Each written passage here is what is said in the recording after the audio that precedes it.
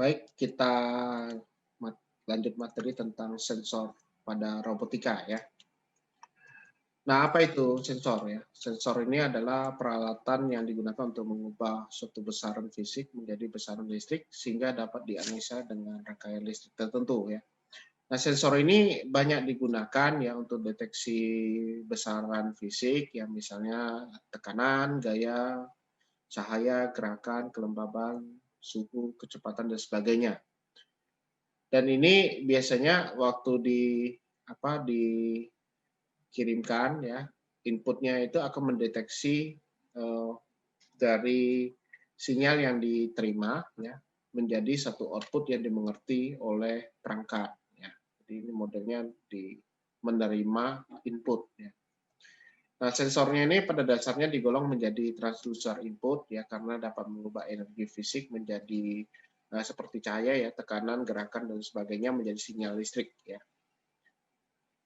Klasifikasi untuk jenis sensor ya, itu ada dua kategori utama yaitu sensor pasif dan sensor aktif. Kemudian sensor analog dan sensor digital. Jadi ini ada dua klasifikasinya ya. Untuk kategori sensor ya, untuk yang internal itu bisa berupa deteksi variabel posisi join lengan. Kemudian untuk yang eksternal itu bisa untuk yang area, proximity, sentuh dan beberapa fungsi lainnya ya, misalnya untuk identifikasi dan penanganan. Untuk kategori jenis sensor itu juga ada yang berupa sensor yang kontak langsung ya, jadi respon dengan kontak fisik seperti sentuhan atau torsi dan sebagainya. Nah, ada juga yang modelnya non kontak ya, jadi dia menggunakan pengiriman sinyal dan sebagainya ya, tujuannya untuk mendapatkan jarak, proximity dan properti visual dari objek. Nah, tujuan dari sensor itu adalah untuk mengamati posisi, mengamati kecepatan, mengamati akselerasi, ya, sebagai keamanan dan sebagai penutur. Ya. Nah, ketentuan umum dari sensor ya itu meliputi ukuran fisik, akurasi, jangkauan yang sesuai, efeknya terhadap kuantitas yang sedang diukur, ketahanan terhadap lingkungan dan biaya. Ini adalah ketentuan umum dari sensor. Dan sifat sensornya itu ada yang linearitas, sensitivitas, tanggapan frekuensi ya. Nah, untuk sensor pasif dan sensor aktif ya. Untuk yang sensor pasif ini adalah sensor yang mendapatkan sinyal output tanpa memerlukan pasokan listrik dari eksternal. Kalau dilihat dari contohnya adalah termokopel ya, yang menghasilkan nilai tegangan sesuai dengan panas atau suhu yang diterima. Ya. Sedangkan sensor aktif ini yang membutuhkan sumber daya eksternal. Nah, ini sumber daya eksternal misalnya kayak sensor pembangkit otomatis atau self-generating sensor. Nah, ini adalah gambaran umum dari sensor ya, aktif dan pasif. Kalau Anda bisa lihat di sebelah kiri, bagian pasif ini bersifat yang mengubah besaran listrik, sedangkan yang aktif ini bersifat mengubah energi ya. Kemudian untuk sensor analog dan sensor digital ya. Sensor analog ini yang menghasilkan sinyal output kontinu dan berkelanjutan. Ya, ini dihasilkan oleh sensor analog yang sebanding dengan pengukuran ya. Nah, ini biasanya sensor analog itu adalah suhu, tegangan, tekanan, pergerakan, dan lain-lain. Ya. Jadi contoh sensornya adalah akselerometer ya. Kemudian sensor kecepatan, sensor tekanan, sensor cahaya, dan sensor suhu. Nah, sensor digital ini yang menghasilkan nilai keluaran berupa sinyal diskrit ya. Nah, dalam waktu dan direpresentasikan dalam bit. Nah, sensor digital biasanya terdiri dari sensor, kabel, dan pemancar. Ya. Dan nilainya adalah dalam bentuk logika digital, yaitu logika 0 dan 1, on-off. Ya. Nah, contoh sensor digital adalah ya akselerometer digital, ya. Sensor kecepatan digital, sensor tekanan digital, sensor cahaya digital, sensor suhu digital. Ini adalah gambaran dari jenis-jenis sensor ya. Anda bisa lihat di sini ada termokupol, ada LDR atau light sensor, akselerometer, ultrasonik dan sebagainya. Kemudian ini yang nanti akan kita gunakan di praktikum robotik Lego NXT Mindstorm 2 ya. Jadi di sini ada distance sensor, ada sound sensor, touch sensor, light sensor ya, dan satu ada servo motor dan NXT untuk bridge-nya ya. Nah, ini yang sensor yang kita gunakan pada iBox 3 atau robot. Jadi ada sensor reflektor, light sensor, switch sensor, dan LED light ya. Jadi ada 3 sensor yang sudah kita gunakan di praktikum iBox 3 atau di RoboCycle. Nah, untuk akselerometer, ya ini adalah sensor yang mendeteksi perubahan posisi, kecepatan, orientasi, goncangan getaran, dan kemiringan dengan gerakan indera. Ya. Ini bisa kita dapatkan nilainya untuk apa ya? Untuk konfigurasi dan sensitivitas yang kita gunakan untuk mendapatkan nilai kecepatan dari perangkat yang kita pasangkan sensor. Ini adalah contoh gambaran dari akselerometer ya, sensor digital. Kemudian sensor cahaya, ini yang mendeteksi jumlah cahaya yang mengenai sensor ya. Ini tergantung pemakaian ya, apakah kita mau membuat robot yang peka terhadap cahaya ya, atau kita menggunakan sensor cahaya ini untuk satu kepentingan khusus kita. Nah, ya, intinya di sini dia menerima input berupa intensitas cahaya. Nah, ini contoh sebuah light sensor ya. Kemudian ada sound sensor, ini yang menggunakan tingkat suara ya. Jadi di sini dia menerima input berupa suara analog kita ya, yang diterjemahkan dalam bentuk amplitudo volume akustik suara, ya, menjadi tegangan listrik untuk merasakan tingkat suara. Ya, konsepnya ya seperti kita menggunakan mikrofon ya. Jadi menggunakan mikrofon dia akan menerima sinyal input ya, modelnya. Ini adalah sensor dari suara. Kemudian sensor tekanan ini yang menggunakan input dari jumlah tekanan ya. Nah, ini menghasilkan sinyal keluaran analog yang sebanding dengan jumlah tekanan yang diberikan. Ini contoh sensor tekanan ya. Kemudian ada sensor suhu, ini yang menerima suhu ya, menerima panas dari luar ya. Ini nilainya bisa berupa sensor jenis analog, juga bisa berupa sensor digital juga ya untuk sensor suhu. Ini contohnya gambarnya. Kemudian ada juga sensor ultrasonik, ini yang model non kontak ya. Jadi biasa dipakai untuk mengukur jarak serta kecepatan satu benda ya dengan sifat non kontak. Ya, cara kerjanya dengan mengirimkan gelombang ya. Jadi yang dia tangkap itu semuanya pantulan aja ya. Jadi sinyal yang ditransmisikan yang kita tangkap ya dari sisi pantulan dari suatu objek.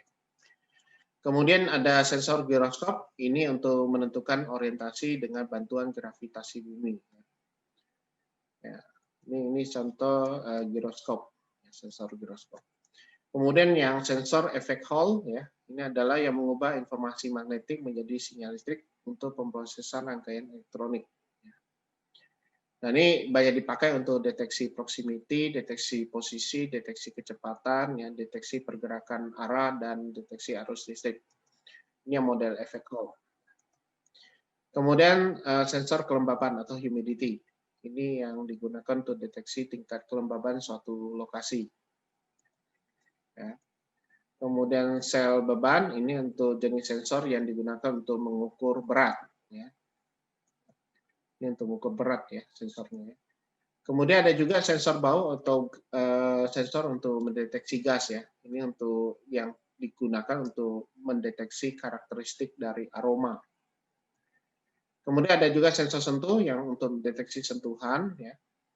Ya, cara kerjanya seperti saklar ya. Jadi setelah disentuh ini akan memberikan satu nilai input 1 misalnya atau on ya. Nah, ini contoh sensor sentuh ya. Ada yang modelnya kapasitif, ada juga yang modelnya resistif ya. Nah, untuk ke kapasitif itu berarti sensor yang banyak digunakan ya, karena dia lebih kuat dan lebih tahan lama. Ini banyak dipakai untuk teknologi yang dengan respon yang lebih akurat. Kalau yang resistif ini tidak tergantung pada sifat listriknya ya, pada konduktivitas plat logam. Jadi dia bekerja dengan tekanan yang diberikan pada permukaan. Ya. Jadi modelnya adalah model ini. Nah, sensor resistif ini dapat beroperasi pada bahan non-konduktif seperti pena, stylus, dan jari dalam sarung tangan. Ini biasanya contoh lihat ya. Kemudian ada sensor suhu dan jenis-jenisnya. Ya. Jadi sensor suhu yang kita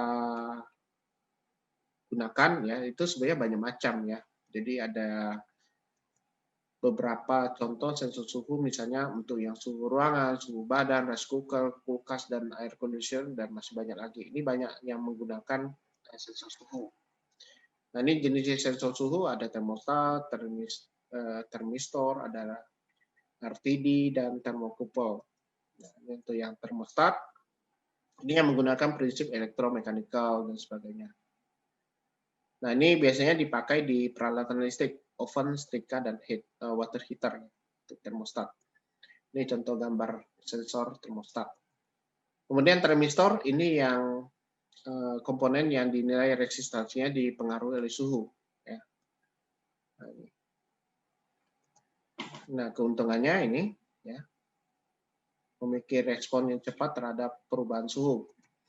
Kemudian termistor juga diaplikasikan pada peralatan elektronik, misalnya voltage regulator, sensor suhu kulkas, pendeteksi kebakaran, dan sebagainya.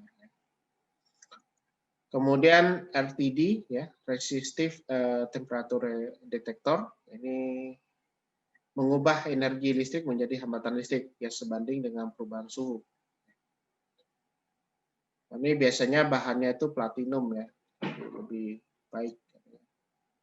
Dan ini tingkat presisinya lebih baik, akurasi dan stabil ya dibandingkan dengan yang termistor dan thermocouple. Ini gambaran dari RTD ya. Kemudian thermocouple untuk jenis yang sensor suhu yang sering juga digunakan ya sebagai sensor suhu ya.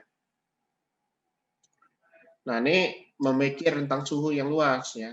Jadi karena rentang suhunya luas, maka ini paling banyak digunakan dan tahan terhadap goncangan dan getaran.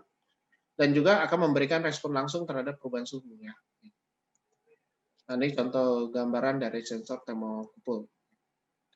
Nah, sensor suhu juga ada dua jenis juga, ada yang kontak, ada yang non kontak ya. Nah, ini ada yang kontak dan ada yang non kontak. Itu ya.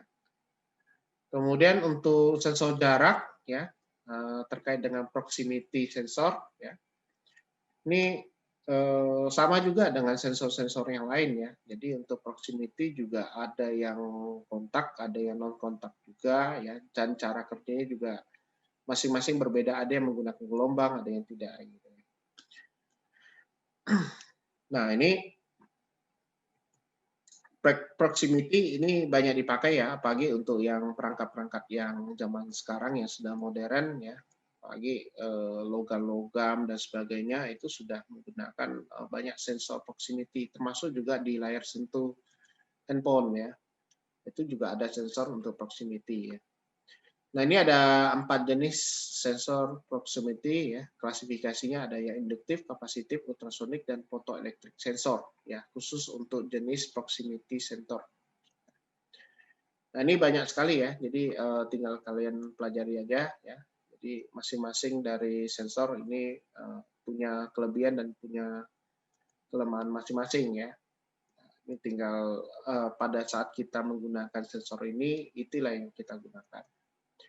Nah, untuk jenis sensor jarak fotolistrik, ini ada juga ya. Jadi dari kategorinya itu ada 4, kemudian dari sensor itu kita bagikan lagi menjadi 3 jenis dan seterusnya. Nah, ini contoh yang disensor pada smartphone ya. Jadi saat ini smartphone sudah makin canggih ya.